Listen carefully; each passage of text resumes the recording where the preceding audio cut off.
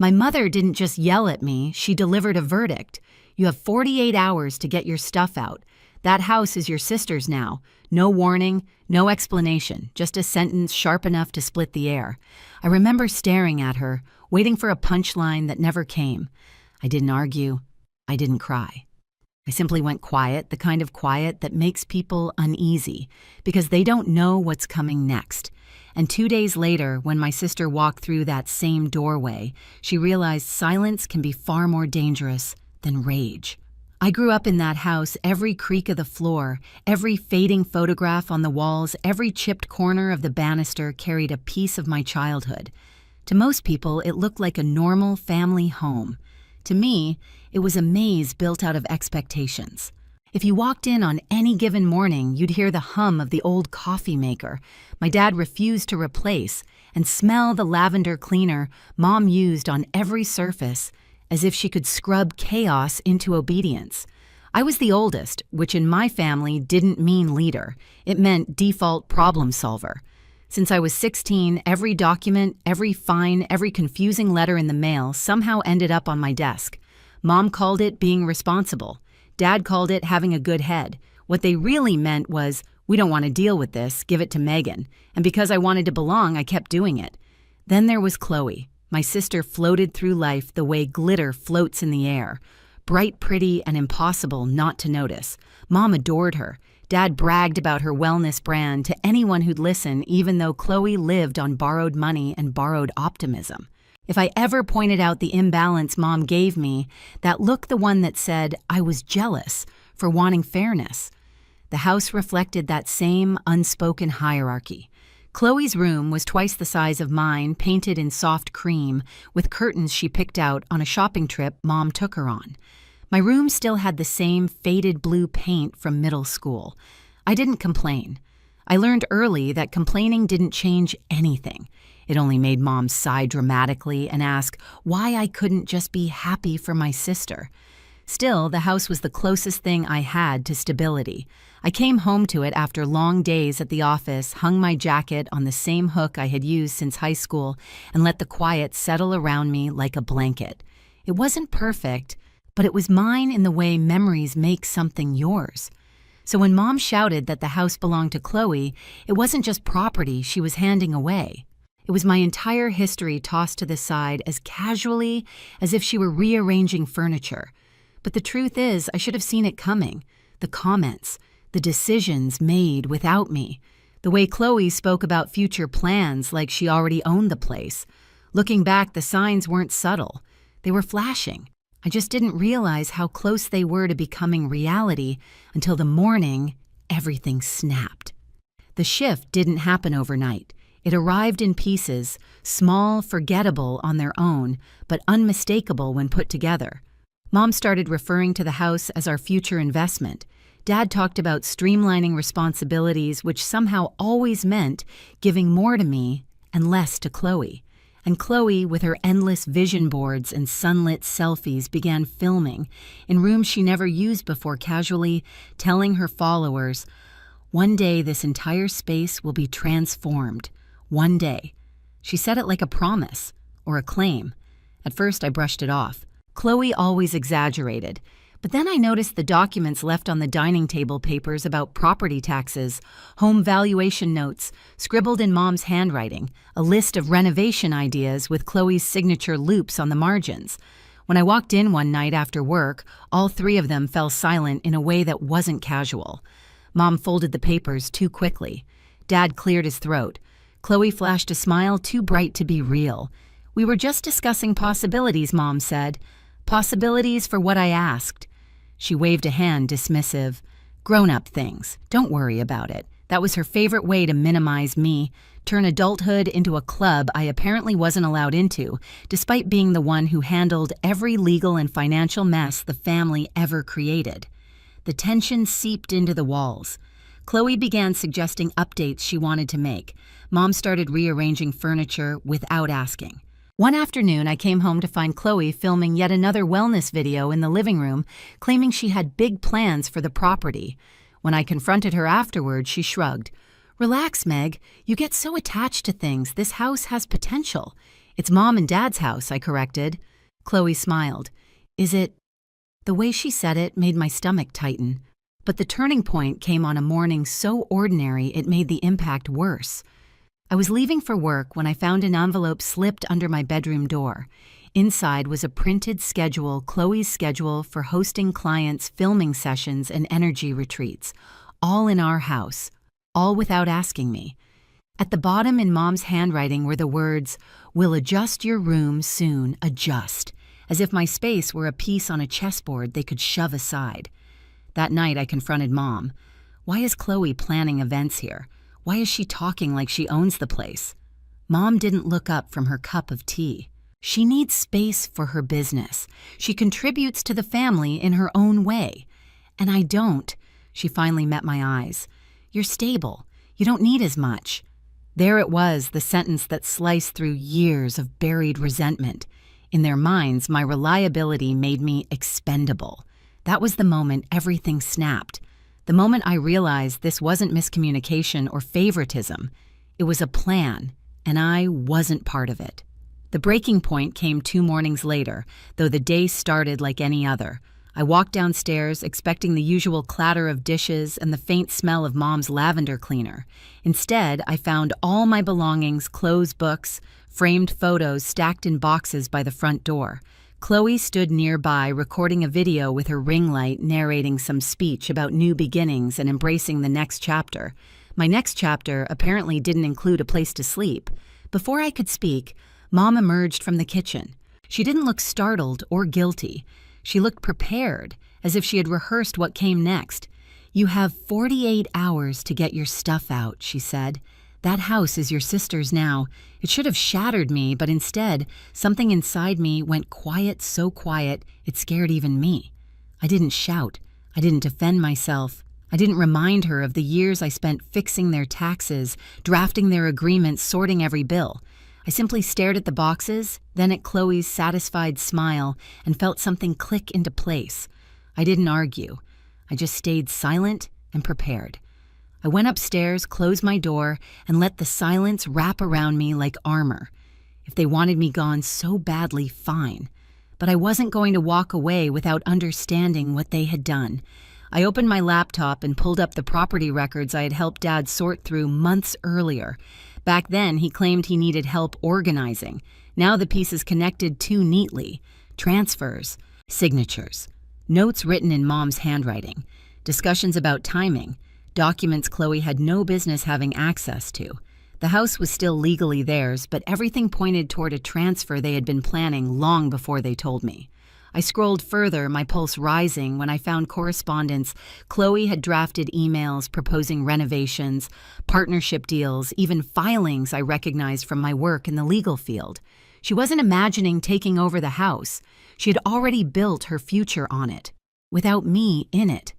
I took pictures, downloaded records, saved everything into a folder labeled simply Evidence.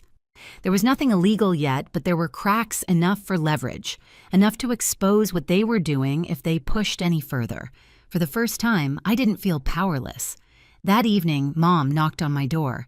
"You're being dramatic," she said. "This is what's best for the family." Family. The word tasted bitter. I didn't open the door. I didn't answer. Silence, I realized, could be louder than rage. And if Chloe truly wanted the house, she was going to discover something very important. Ownership, real ownership, comes with consequences she wasn't ready for. 2 days later, the house felt unfamiliar, as if every wall, every floorboard had learned to breathe without me. My boxes were gone from the hallway. Mom had moved them to the garage, neatly stacked like trash, waiting for pickup. Chloe's car was nowhere in sight, which meant she was out filming or aligning her energy somewhere in the city.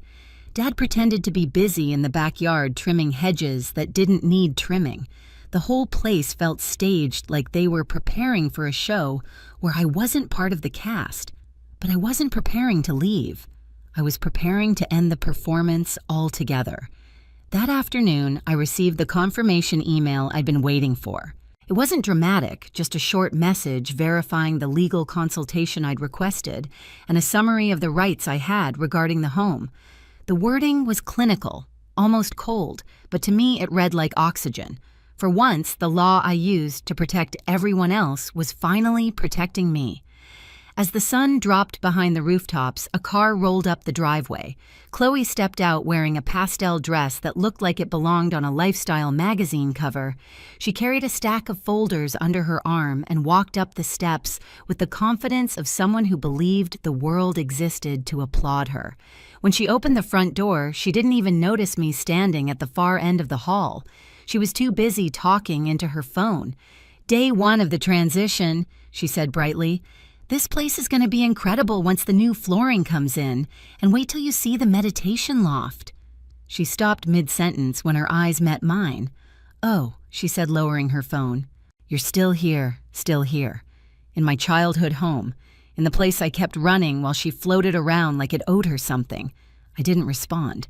She rolled her eyes a little. "Look, Meg, I know this is hard for you, but Mom and Dad are right. I have plans. Real plans. This house has potential that your life just doesn't require. You don't need it. I do."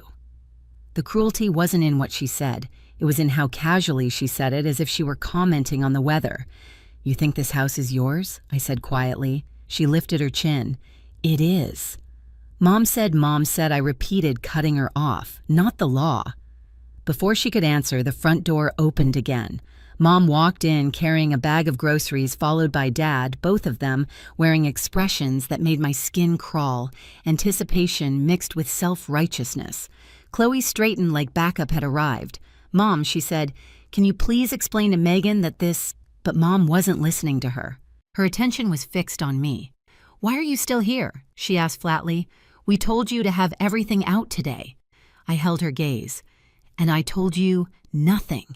Dad stepped forward. "We don't have time for this, Megan. We have appointments coming up. People are expecting access to the house. You need to move your things so Chloe can start. Start what I asked." Chloe exhaled loudly. "Her business, Megan, my business. I have investors. I have commitments. I can't get anything going while you're still lingering, as if I were mold on the ceiling." Mom set the grocery bag down hard on the counter. "This is ridiculous. Be an adult for once. Just pack your things and leave peacefully." Peacefully. Amazing how the same people who caused chaos could demand peace when it served them. I didn't raise my voice. I didn't let my face change. I simply reached into my bag and pulled out a folder, thin, precise, organized. "Before I go anywhere, I said you should all see something." Chloe crossed her arms. "Oh God, are you really doing this?" "What, Megan? What could you possibly show us that matters?" I opened the folder. Inside were printed records, property notes, communication logs, emails Chloe had drafted Mom's handwritten plans for redistributing space, and a letter verifying that no legal transfer of ownership had occurred and that any attempt to forcibly remove a resident without proper notice or cause was unlawful. The room shifted. Chloe's confidence flickered. Mom's hand tightened on the counter. Dad stopped pretending to be unimpressed. "This," I said calmly, "is everything you've been planning without me. All the documents you left lying around or tried to shuffle past me. All the evidence that you were preparing to push me out long before you had the nerve to say it." Mom's face hardened. "You don't understand what we're doing. Chloe needs, I repeated softly. "That's always the phrase, isn't it?" Dad stepped in. "You're twisting things. We're not villains. We're trying to build a legacy." "By kicking out your own daughter?" I asked. Silence. Chloe swallowed. "It's not personal, Meg. You just don't fit the vision." Vision. That word landed sharper than any insult. I placed the final sheet on the counter. "This is a formal notice stating that I am a legal resident of this home and cannot be removed on your whim. Any attempt to do so without proper legal procedure could constitute harassment and unlawful eviction." Dad scoffed. "That's dramatic." "No," I said, "that's the law you've depended on me to understand for 12 years. The law you assumed I wouldn't use for myself." Chloe looked pale now. "So, what, you're staying forever?" "No," I said. "I'm leaving." "But not on your timeline." Mom's voice cracked. "You can't do this. People are coming tomorrow. We promised." "That's not my problem," I said. For the first time, Chloe looked genuinely unsettled. Her voice dropped. "Meg, You're gonna ruin everything." I stepped closer, not threatening, just final. "I didn't ruin anything. I just stopped you from ruining me." The silence that followed wasn't like before. It wasn't the silence of resignation. It was the silence of a power shift so clean, so undeniable, that they didn't know how to breathe through it. And then came the knock. 3 firm taps. Dad opened the door expecting a delivery or a neighbor. Instead, a woman in a navy blazer stepped inside holding a small folder of her own. She introduced herself professionally, calmly, and handed my parents a packet containing an official notice regarding property disputes, documentation inquiries, and pending evaluations that required all renovations, business preparations, and occupancy changes to be halted until reviewed. Chloe's mouth fell open. "What does this mean?" "It means," the woman said politely, "nothing in this home can proceed until certain matters are clarified. No new occupants, no business activity, no restructuring of rooms. Everything is frozen." Mom looked at me as if seeing me for the first time. "What did you do?" she whispered. "Prepared," I said.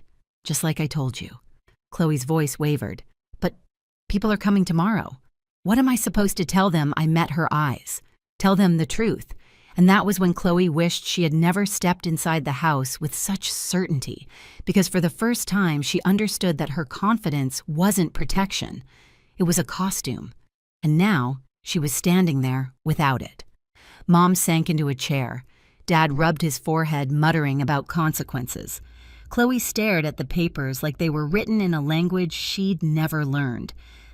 Our house felt different again. But this time, it wasn't unfamiliar because I was being pushed out.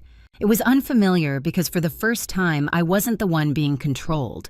I was the one setting the terms. The house stayed unnervingly quiet after the woman left, as if the walls themselves were holding their breath. Mom paced in the kitchen, whispering frantic calculations under her breath. Dad retreated to the backyard, pretending to rake leaves that didn't exist. Chloe shut herself in her old bedroom and called anyone who would listen, trying to spin a story that no longer had an audience. By the next morning, the fallout had already begun. Chloe's investors backed out as soon as they heard there were legal complications. The renovations she bragged about online were suddenly impossible. Her followers noticed the shift in her tone, the hesitation in her posts, and within hours the comments turned sharp. She had built her brand on confidence and clarity. Now she couldn't promise either. Mom avoided me completely, moving through the house like a ghost. Dad tried to negotiate, asking if there was some way to smooth things over, but for once, I didn't offer solutions. That wasn't my role anymore. 2 days later, I packed my things, not because they'd forced me out, but because I finally chose to leave. I signed a lease on a small apartment across the city, a place with clean walls and no history clinging to the corners. As I set my last box down, a strange, peaceful quiet settled over me. For the first time in years, I wasn't fixing anything. I wasn't bracing for the next demand. I was simply free.